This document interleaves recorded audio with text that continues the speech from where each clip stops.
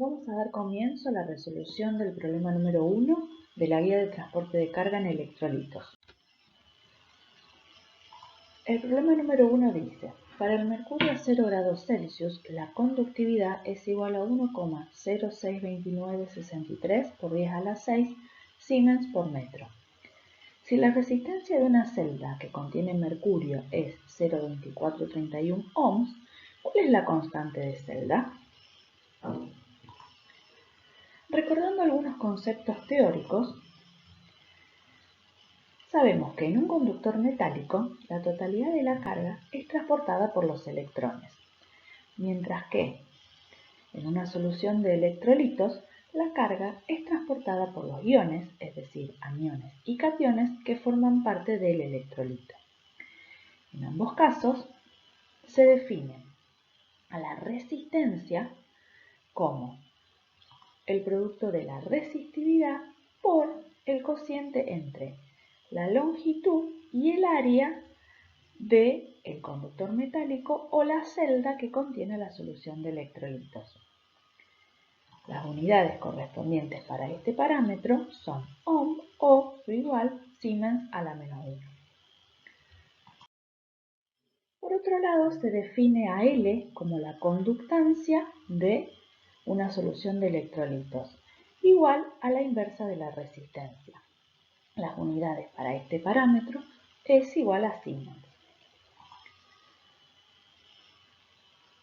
Teniendo en cuenta la ecuación que mostré en la diapositiva anterior, la conductancia, definida como la inversa de la resistencia, se puede reescribir como el producto entre la conductividad y el cociente entre el área y la longitud del conductor metálico o la celda electrolítica en donde yo esté midiendo conductancia.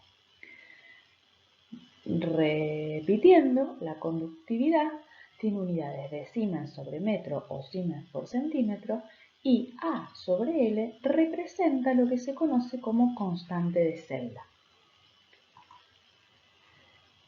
Resistividad y conductividad son parámetros propios de la sustancia que conduce la carga, es decir, son parámetros característicos de la solución electrolítica con la que estoy trabajando, mientras que conductancia y resistencia son parámetros que se determinan mediante medición experimental.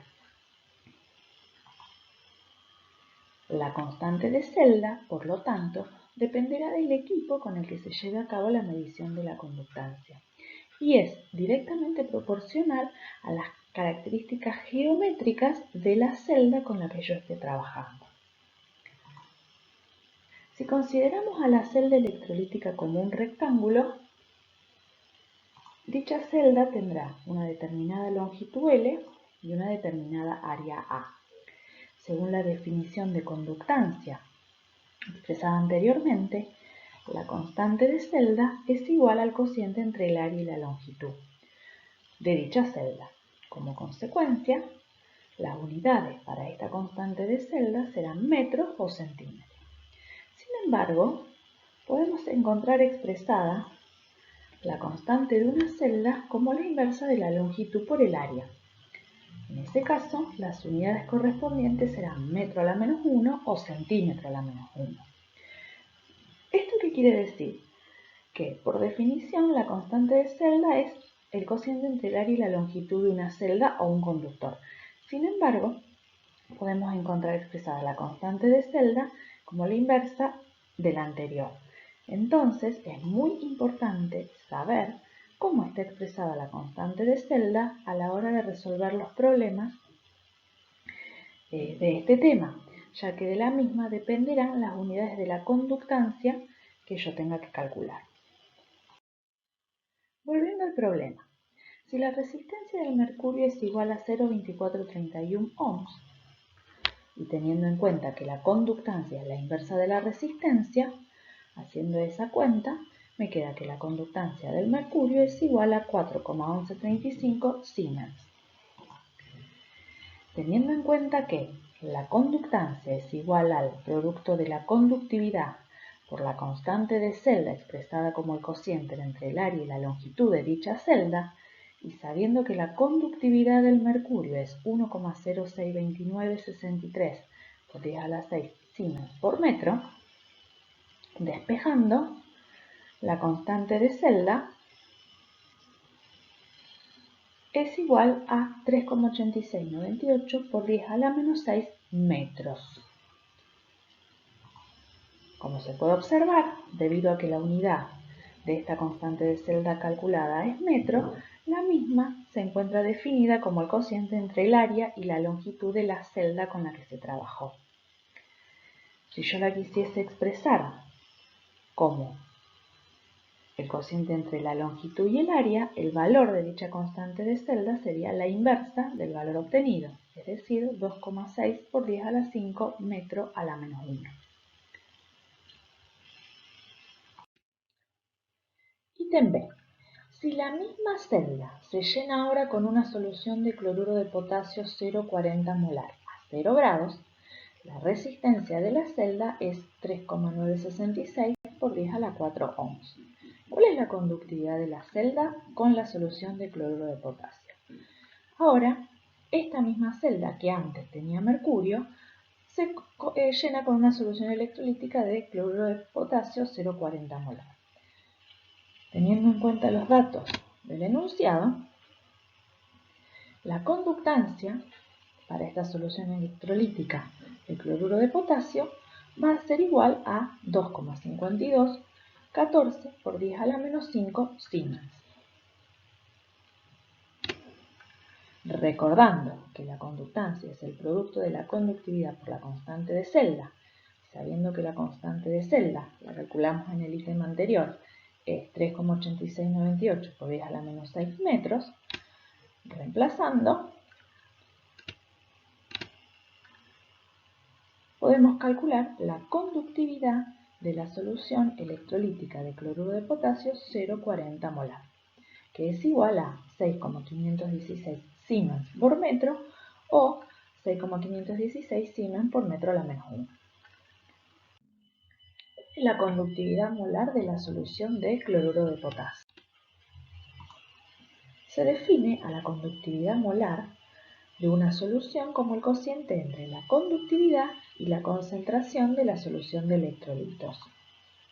Teniendo en cuenta que las unidades para la conductividad son Siemens por metro o Siemens por centímetro y que la concentración de una solución la podemos expresar en molaridad, es decir, mol por litro o mol por centímetro cúbico, las unidades correspondientes a la conductividad molar de cualquier solución de electrolito quedará expresada como Siemens por centímetro cuadrado sobre mol.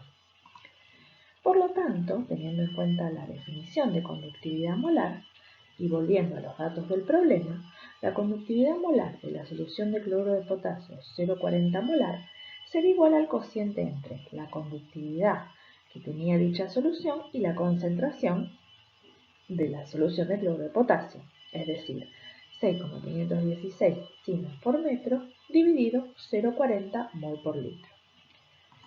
Haciendo la conversión de unidades correspondientes y reemplazando, se llega a que la conductividad molar de una solución electrolítica de cloruro de potasio 0,40 molar es igual a 162,90 Siemens centímetro cuadrado sobre mol.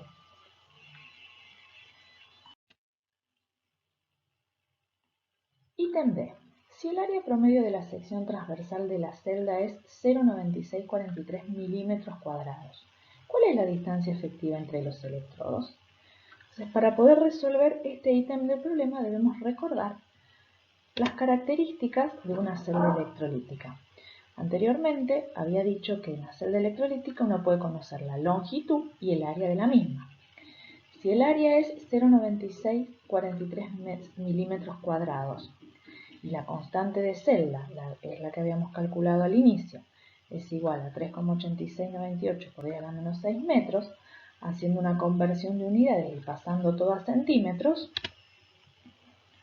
y teniendo en cuenta que esa constante de celda la habíamos calculado como el cociente entre el área y la longitud, despejando la longitud,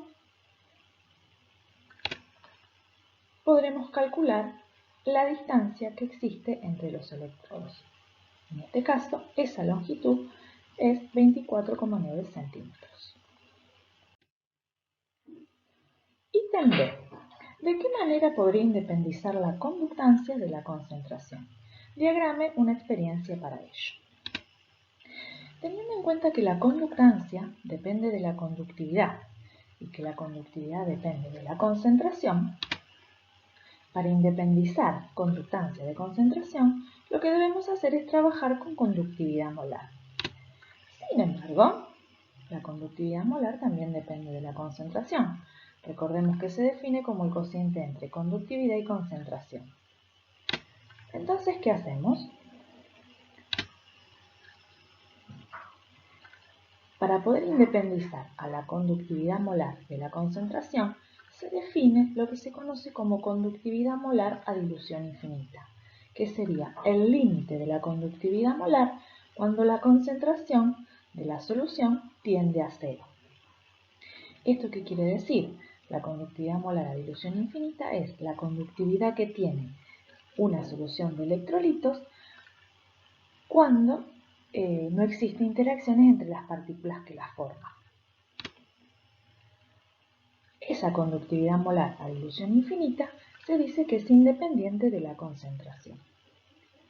Entonces, el experimento que deberíamos diseñar para poder independizar la conductancia de la concentración sería, en un primer momento, preparar soluciones de diferente concentración del electrolito en estudio. Elegir una celda electrolítica de constante de celda conocida. Medir la conductancia de cada solución.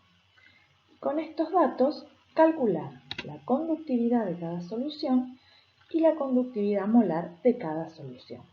Con estos datos podríamos armar una tabla, como la que se ve en la pantalla, y finalmente graficar conductividad molar versus raíz cuadrada de la concentración y a partir del dato del límite de la conductividad molar cuando la concentración tiende a cero, poder conocer así la conductividad molar a dilución infinita de dicha solución. Vamos a dar comienzo a la resolución del problema número 4 correspondiente a la guía de transporte de carga en electrolitos. El enunciado del problema dice lo siguiente. La conductividad molar de dos cloruros alcalinos varía con la concentración a 25 grados Celsius según los datos que aparecen en la tabla. Tenemos en la primera columna de la tabla la concentración de las diferentes soluciones expresadas en mol por litro y en la segunda parte de la tabla la conductividad molar correspondiente a dos electrolitos fuertes como son el cloruro de litio y el cloruro de potasio. También se cuenta con la siguiente información: números de transporte del cloruro para el cloruro de litio correspondiente a 0,6636 y para el cloruro de potasio igual a 0,5094. El problema pregunta en el ítem A: calcular la conductividad iónica molar del cloruro a dilución infinita en ambas sales. Y en el ítem B, ¿qué conclusiones saca de los resultados obtenidos? ¿Cuál catión, potasio o litio, transporta más corriente? Justifique.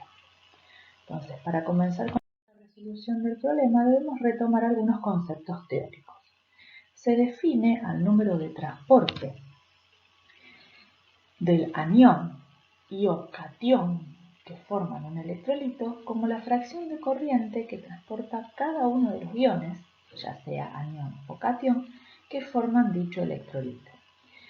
El número de transporte de cada uno de los iones se puede calcular matemáticamente a partir de la fórmula que aparece en la pantalla, en donde nu menos más es la cantidad de entes iónicos presentes en el electrolito.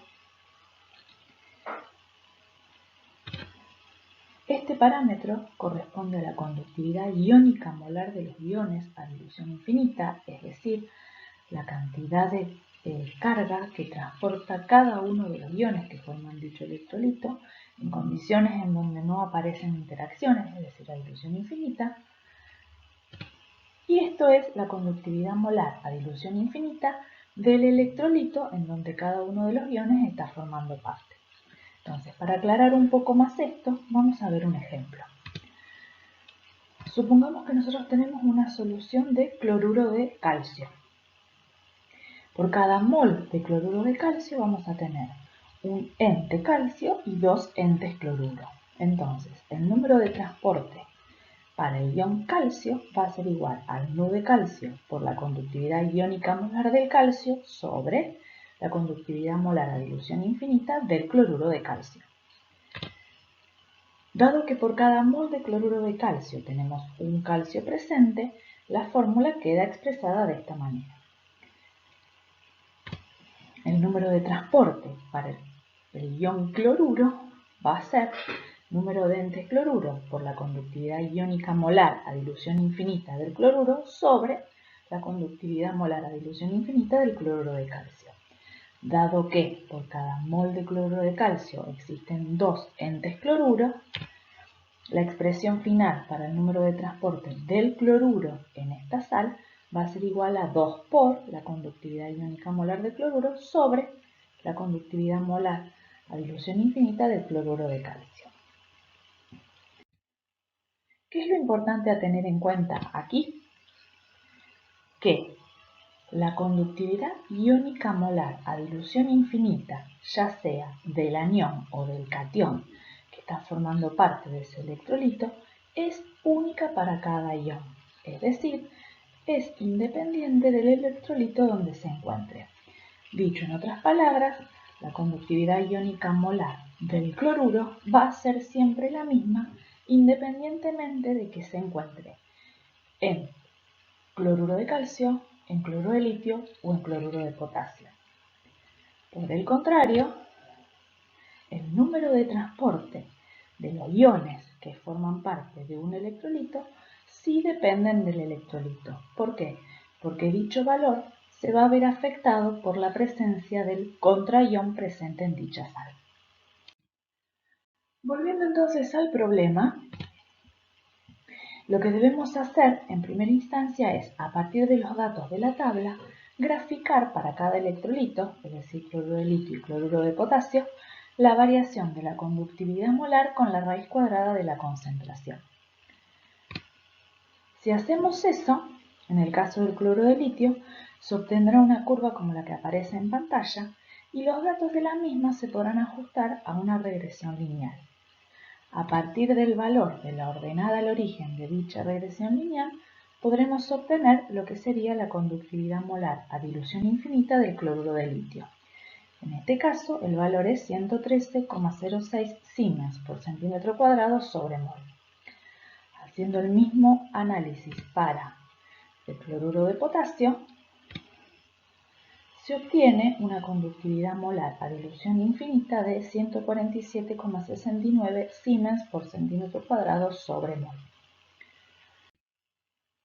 Si el número de transporte para el cloruro en el cloruro de litio es igual a 0,6636 y el número de transporte para el cloruro de potasio es 0,5094, para el cloruro de litio, teniendo en cuenta la fórmula de definición del número de transporte, por cada mol de cloruro de litio tendremos un ente cloruro, con lo cual, analizando el valor de la conductividad molar a dilución infinita del cloruro de litio, obtenida en el ítem anterior, despejando, podremos calcular la conductividad iónica molar del cloruro en esta sal, que en este caso nos da 75,03 Siemens por centímetro cuadrado sobre mol. Repitiendo el análisis, ahora para el cloruro en el cloruro de potasio,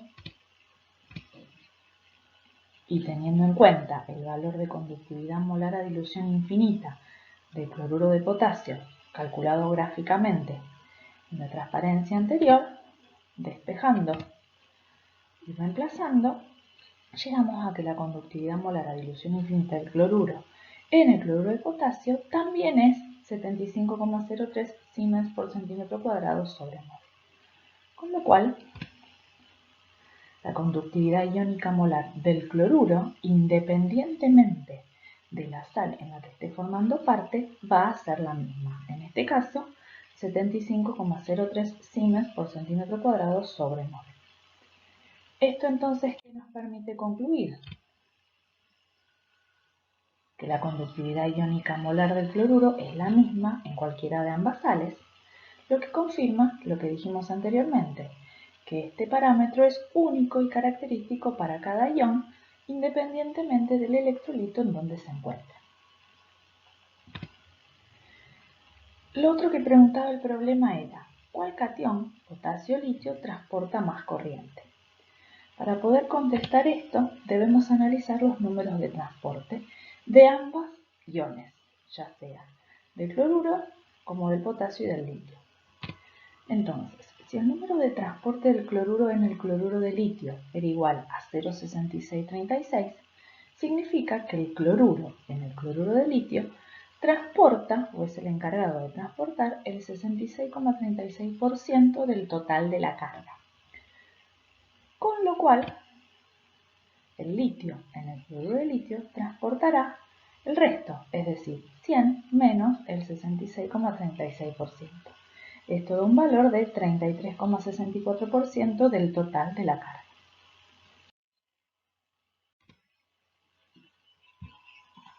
Si hacemos el mismo análisis ahora para el cloruro de potasio, teniendo en cuenta que el número de transporte del cloruro en esta sal es igual a 0,5094, significa que el cloruro en el cloruro de potasio transporta el 50,94% del total de la carga.